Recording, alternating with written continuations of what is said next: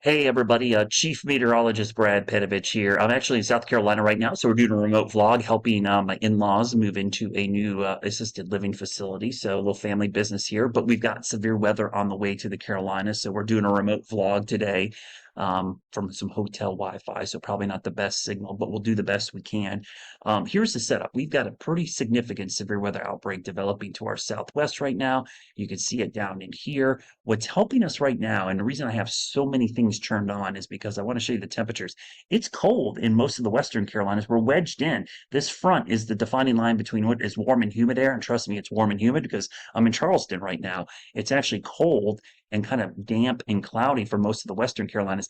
That's actually our saving grace. I'll turn off the temperatures so you can see things a little better. We've got particularly dangerous tornado watches up. This is a really significant severe weather outbreak. One of the things about wintertime, I always say this, you do not want warm weather in the wintertime. For all the people that complain about they don't like cold and snow, trust me, it's worse to get warm weather because you get severe weather. Wintertime jet stream plus warm, humid temperatures, bad news. You get big severe weather outbreaks. So this warm, humid air intersecting a wintertime jet stream, producing a lot of tornadic activity. In fact, I'll quickly turn on the significant tornado parameter. You can see what's going on down to our southwest. That is not a good setup. So let's look at tomorrow's outlook. I'll blow this up a little bit so it's easier for everybody to see. You can see our severe weather risk for most of our areas already under the medium to low risk. And again, our biggest impacts, we're looking at damaging winds, but also can't rule out this tornado risk. But there's a little bit of a quirk in the tornado risk.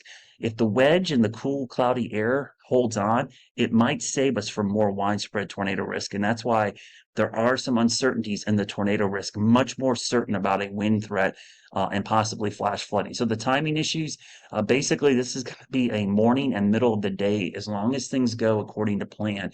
I don't see anything speeding up or slowing down right now. The worst of this is going to enter the mountains in the morning and by the afternoon start to move towards central North Carolina. So for the western Carolinas, you're looking at a morning to middle of the day time frame on your Sunday. It's a Sunday, it's church, it's a travel day for the holidays. A lot of people are traveling back and forth different parts of the country after Christmas and before New Year's. So please, please, please stay weather aware tomorrow. The potential for some strong storms certainly in there. Let's quickly look at our Futurecast just to show you that timing. This is 6 a.m. You can see the storms developing in the mountains first, entering the mountains and foothills between 5 a.m. and 8 a.m. as we expect. Pretty strong line. I'm going to stop this right here. So even in the morning, you can see it's one of those typical, what we call squiggly squall lines. And what is a squiggly squall line?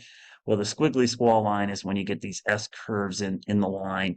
And these S curves are areas where wind is going like this and going like that. So you can get embedded spin up. So that is the uncertainty in the tornado risk, but the fact that we have that means there is one there. These would be quick spin ups. They don't have much lead time for warnings. They happen quick. So having several ways to get warnings is very key tomorrow. So make sure you have at least 3 different ways to get severe weather warnings tomorrow. You see it pushing off into the Piedmont by the middle of the day, heading towards central North Carolina, and then up towards the coast as we go into the afternoon and evening. So let's back that up. I'll show that one more time.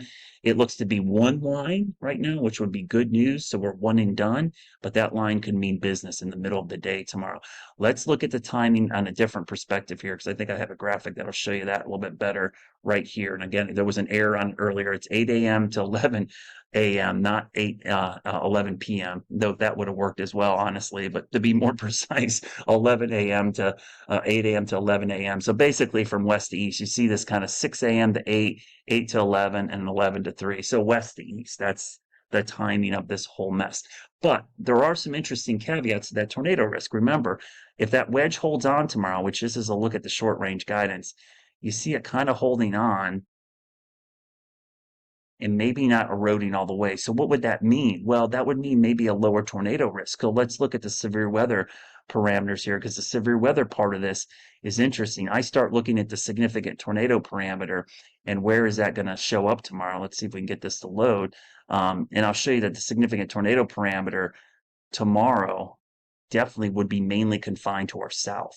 So let's look at that significant tornado parameter. Again, these are the ingredients for tornadoes. And you can see as we go through tomorrow, a lot of that risk stays into South Carolina, the low country, and maybe the eastern part of North Carolina. So that's a sign that maybe the ingredients just aren't going to come together for tornadoes because of that cold air at the surface. That would be a good sign. But trust me, this is not all good because if this warm front basically moves just a little bit anywhere where that warm front interacts with that cold air, there would be a localized area of helicity or shear, which could create even higher potential for tornadoes. In fact, let's look at those helicity tracks, which are essentially rotating storms. Right now, you see a lot of them confined down in here, right? It would not take much for these to drift north. So, for folks down in the low country, the Midlands of South Carolina, the coastal plain, this is definitely an area to watch tomorrow. But up in here, I would not rule it out. And I think it's a distinct possibility. When we saw the temperatures, remember, I was showing the temperatures earlier. We'll go back to the temperatures because I think it shows you something interesting here as we go through tomorrow morning. Right here, there's something that almost looks like a triple point. You're probably saying, what is that? Well, there's a front here and probably a warm front here where these three lines all come together. There's a triple point right there. And what happens is the winds are coming in like this. They're coming in like this. Some of these winds are coming in like this and like this. So you get some rotation development in that line right there. So that's right across the I-85 corridor. And that's certainly something to keep a very close eye on. The one thing I'll tell you about this system, there is a ton of wind energy associated with this system. I mean, there's so much surface winds, but it's not just surface, it's aloft, all the different levels. You see the winds at the surface coming up ahead of the line, and then the line moves through with some pretty strong winds right there. But the upper level winds are even stronger. So when you look at some of the upper level winds, we'll look at 500 or 850 millibars, something we refer to as the low level jet. I mean, look at this. This is 5,000 feet. So these winds mix down to the surface tomorrow. Oh, I mean, look at that. Those are winds up at 5,000 feet. Those are up around 50 to 60, even 70 miles per hour possible in there. So that's the concern for the wind because the thunderstorms themselves would mix that down to the surface. So that's why we want you to stay weather aware. Please have 3 ways to get warnings tomorrow. I really want to emphasize that. We need to make sure that we're paying attention to this tomorrow. For that reason, we want you to stay weather aware all day Sunday, especially in the morning into the early afternoon.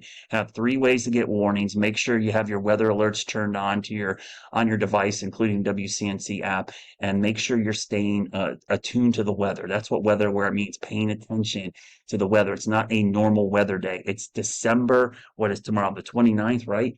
You don't expect severe weather. It's holidays. Our minds are on other things. I know a lot of us, I'm traveling, we're doing other things. So please, please, please stay weather aware. This could be a serious situation for parts of the Carolinas tomorrow. We're already seeing this unfold to our southwest.